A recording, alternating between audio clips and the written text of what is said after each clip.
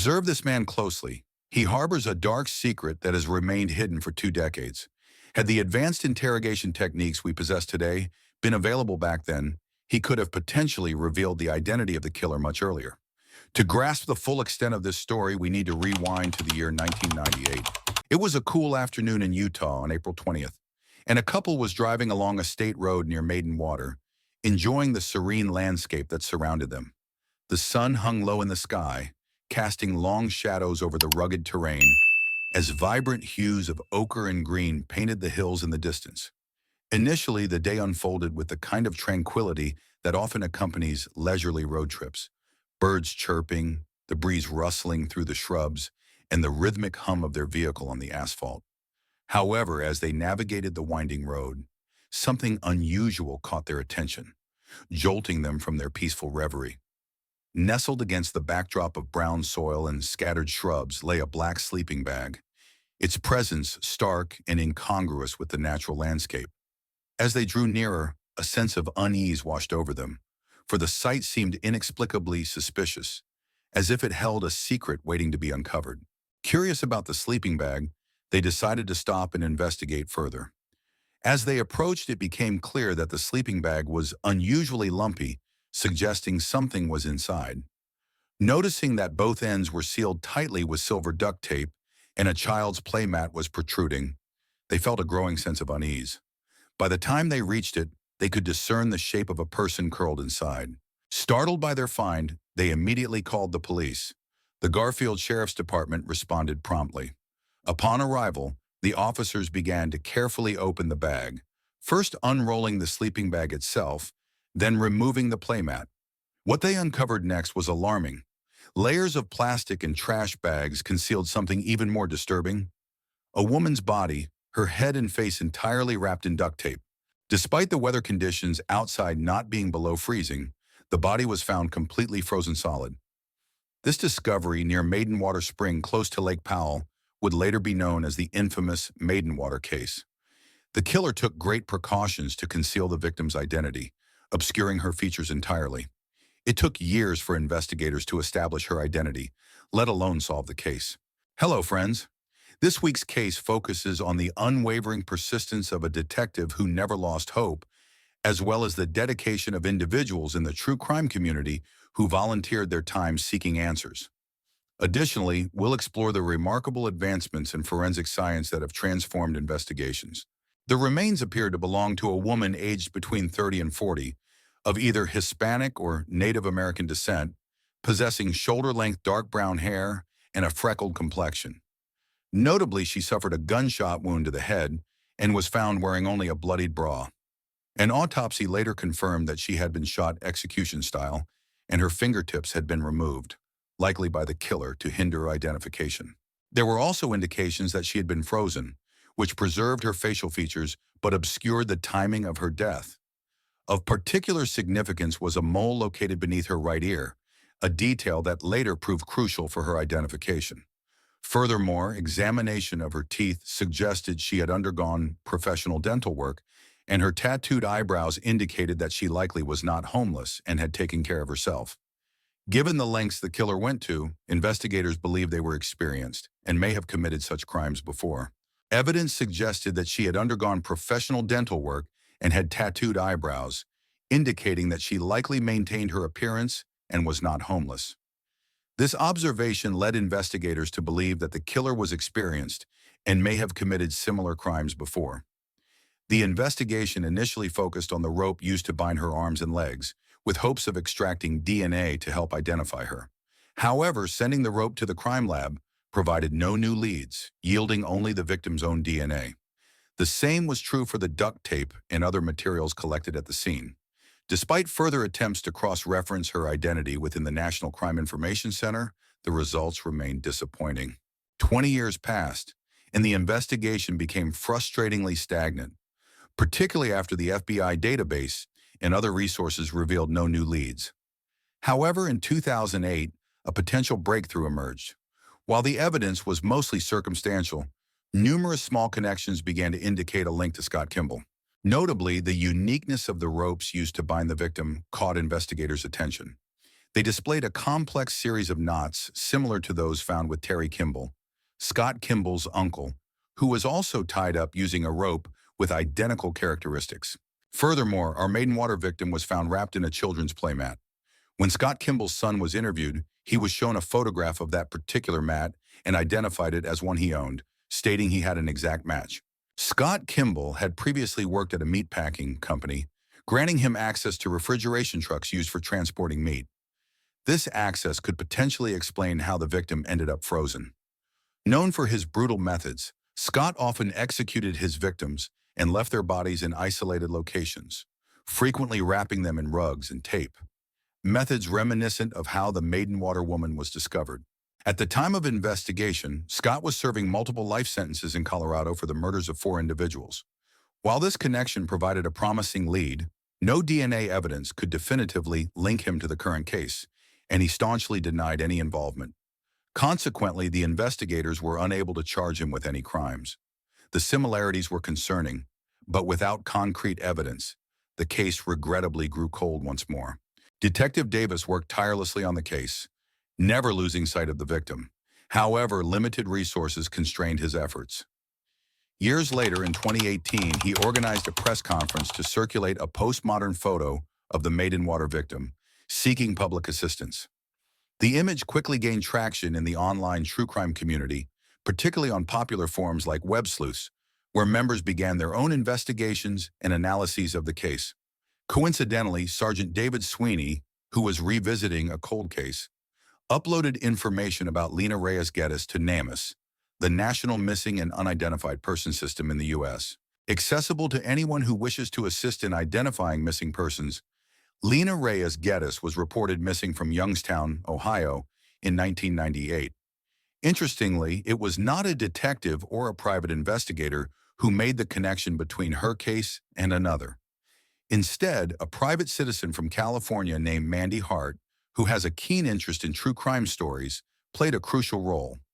It just so happened that Sergeant David Sweeney uploaded information and photos of both cases around the same time, leading to a pure coincidence that proved to be the lucky break the investigation needed.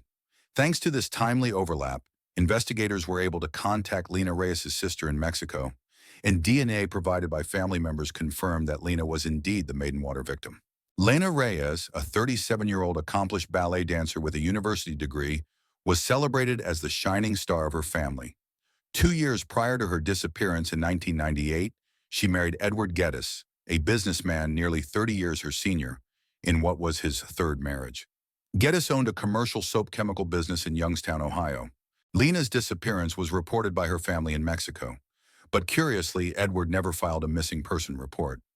It was Lena's family who alerted the authorities after she failed to appear for a scheduled trip. With new developments, the investigation could finally shift to uncovering who was responsible for ending Lena's life, closing a decades-long mystery. Investigators began by interviewing Lena's friends and family, aiming to uncover details about her life prior to her disappearance. They stumbled upon alarming insights that seemed to foretell the tragedy that would unfold. Lena had confided in a close friend about her fears regarding her husband. She emphasized her concerns in a note she secretly passed during English class, urging her friend to reach out to her family if anything unfortunate were to occur. Lena had described her husband's abusive behavior and expressed her suspicion that he was involved in the murder of his second wife, which contributed to her anxiety about her own safety. As the investigation progressed, the focus shifted to Edward Geddis, Lena's husband, who quickly became the prime suspect in the case. During the interrogation, we presented a clip of Edward that was deeply unsettling. In it, he eerily detailed what his wife was wearing at the time she was discovered, referring to her in the past tense despite her being only reported missing on that fateful Wednesday morning, April 8th. Edward asserted that his wife had taken a flight with a specific airline, yet I had previously indicated it was a U.S. air flight. He claimed she would be paying cash for her ticket at the airport, and despite telling her to use a credit card, she opted to take mine instead. That Wednesday morning, we left around 6:45 a.m., and she brought along the dog, packing a cosmetic case and a suitcase. She also had a hanging bag and a sleeping bag, which was intended as a gift for one of her little cousins. He always enjoyed camping in their backyard, often using a little hut and other camping gear. This made the sleeping bag a perfect present. I had rolled it up tightly, making it easier to carry. Although it was a cumbersome item, it would definitely make an impression on Cockle. It's interesting to note that to a trained detective, these unsolicited explanations can indicate potential dishonesty. A liar often goes to great lengths to convince others of their fabrications, while someone telling the truth typically doesn't feel the need to embellish. Unfortunately, the detective in this situation did not seem to recognize these hints of deception. Listen to the remainder of the interrogation and share any additional unsolicited explanations you notice. What color was the sleeve? It was blue on the outside, and I believe it was a light color on the inside. By the way, I should mention something I haven't brought up before. It's something that only came to mind about a month ago. On that particular morning, she got up quite early. With her long hair, she needed to use shampoo, which took some time to dry. I remember lying in bed and watching her. The first thing she did after her shower was to wrap a towel around herself and step out undressed. Once she emerged from the shower, she would put on a pair of underpants and a bra. I can vividly remember the outfit she chose.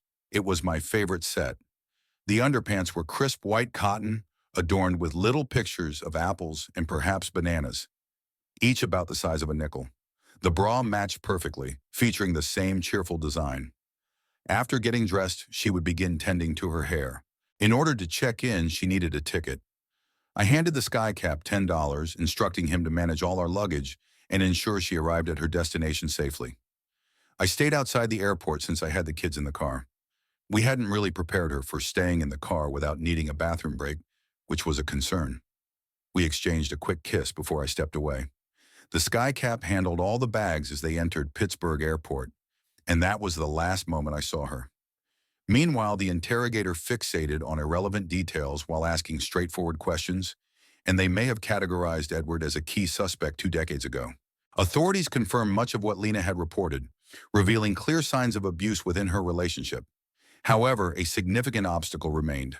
Edward was already deceased, having taken his own life in 2001. Despite his death, investigators strongly suspected him of being responsible for Lena's demise. There was a pressing need to uncover the truth behind what had happened to her. To achieve this, persistence was essential. Sometimes it's the smallest details that can lead to breakthroughs. In an effort to resolve the case, investigators decided to retest the evidence using advanced technology that had not been available earlier. One notable tool was the multi-vacuum DNA collection system, MVS, designed to gather DNA from challenging surfaces like ropes. This innovative device sprays a specialized solution onto the item's surface to extract DNA.